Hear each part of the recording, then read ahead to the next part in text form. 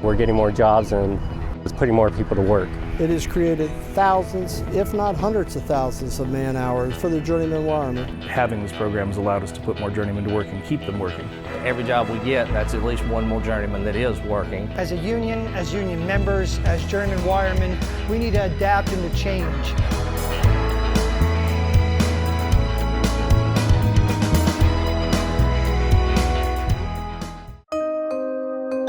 I'm Kenny Cooper, I'm 4th District Vice President. We increase our market share by having this. We increase our strength of the IBEW by doing this.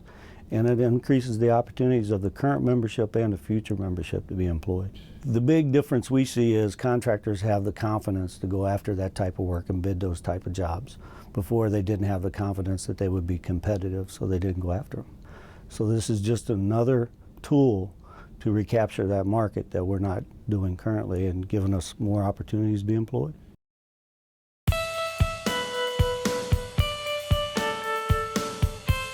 In Dayton, Ohio, we had to completely rethink the way we were doing business. Basically, we have no industrial base left, yet we still have 1,000 members that we need to try to find work for. And the question is how are we going to take back the work that we had quit doing over the last 20 years or so? Back then, the mentality was, we're union, we're the best, nobody can compete with us, and that's where our problems began. A lot of the strip malls, a lot of the shopping centers started to go non-union because we were too busy with the big jobs.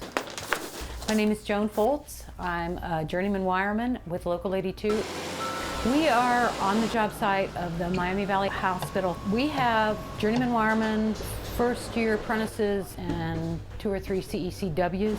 I don't believe we would have this work if it wasn't for these classifications. Quite honestly, the IBEW wasn't doing any of the work. They were putting a large addition on during the summer of 2008. We had 160 IBEW members working on that job, did 162,000 man hours in 3.5 months on a project that we probably would not have even been able to bid had we not stepped forward and told the customer that we can be competitive. There were less than 30 CWCEs on that project and over 125 journeyman wiremen and inside apprentices working 7/12s for 3.5 months. At first I wasn't so sure about it, but as time's gone on, I think it's working for us. I think it's probably generated in excess of 1 million labor hours for this local.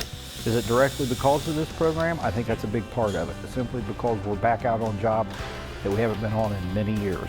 If you're winning more jobs that you weren't originally getting, obviously it's putting more journeymen to work because the new CWCEs, you have to have journeymen working with them to do the jobs. It's a chance to recreate who we are and what we can do.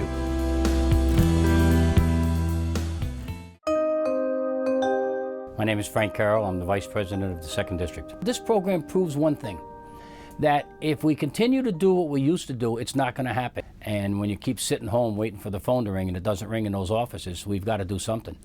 And this is an absolute perfect tool for us because we do have the best training in the world. To recapture this market, you have to have an alternative plan. And that's exactly what we're trying to do. I'm Michael Mowrey. I'm the International Vice President of the IBEW 9th District. The locals that have fully implemented the CECW classification are actually gaining jobs in markets that the IBEW and NECA has not been in for many, many years. We cannot just continue to do what we've always done and expect different results. And so it is time for the IBEW to embrace really a concept that was in our early history of the IBEW, and that's to have alternate classifications other than journeyman and apprentice to go out there and serve the electrical industry.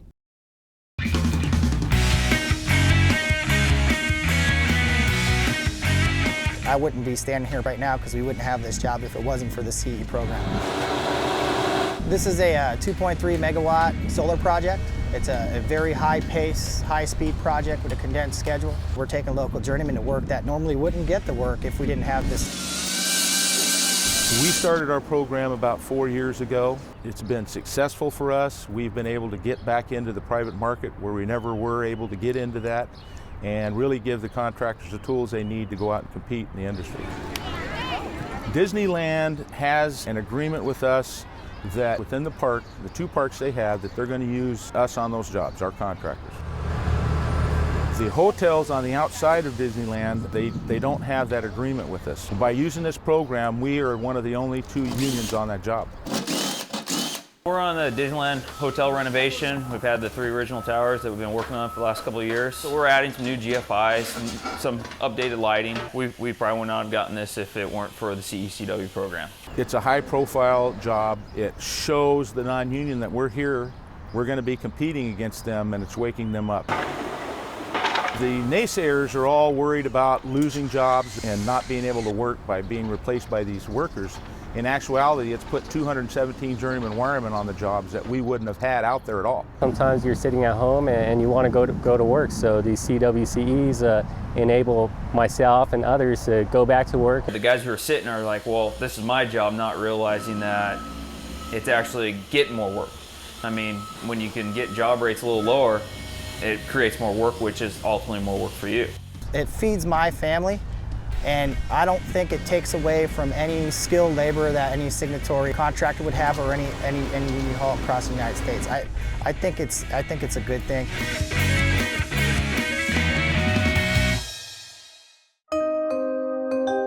I'm Bobby Klein. I'm the Vice President of the 10th District. There is a lot of misconception. The small works and our recovery agreement is to be utilized for work that we're not currently doing. That's the key, that we're not currently doing. And we tell our contractors, go for it. We're trying to accomplish something that we haven't ever tried before. It's one of these situations and opportunities that we have to work together. I'm Don Siegel, the International Vice President of the 3rd District. The results in the 3rd District have shown that we've actually made work for journeyman wiremen. There's not a single opportunity for us to put a journeyman wireman to work if we don't have the work. This is an environment that requires us to do the best job we can to create work opportunities for all of our members, and not the least of which is a journeyman wireman. There will always be a place for the highly skilled journeyman wireman.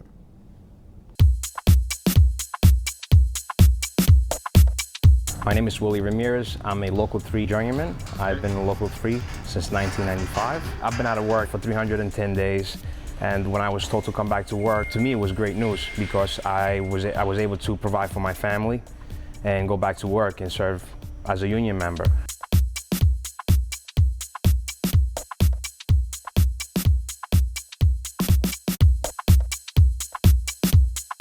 This job is a Burlington coal factory in Regal Park, New York.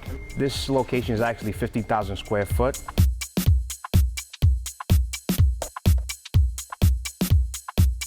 If this job wasn't around, I think I would actually be unemployed on the bench waiting for a job.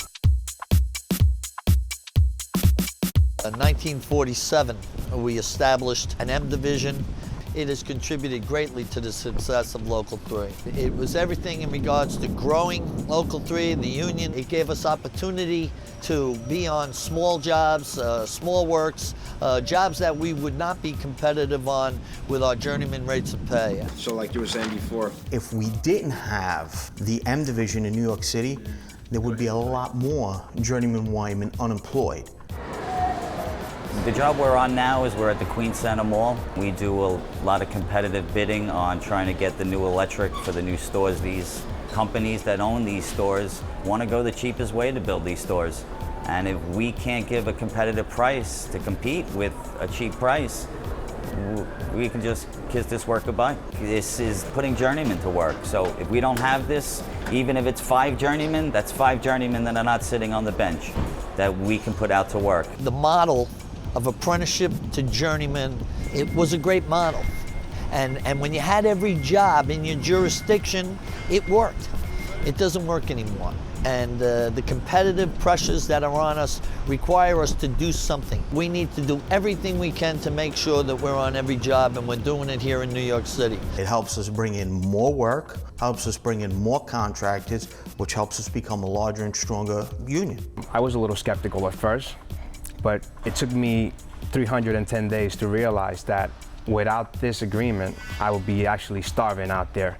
And I think this is a great opportunity for us to go back to work. My name's Curtis Hankey. I'm the International Vice President of the 11th District. Times are changing. It's not like it was 25 years ago. Because of that, we need to be more flexible. We need to move forward with a different plan. And as hard as it is for us to swallow, I don't see anything else out there right now that is going to work. We're playing second fiddle, and if we don't start making strides through this process, it's only going to get worse.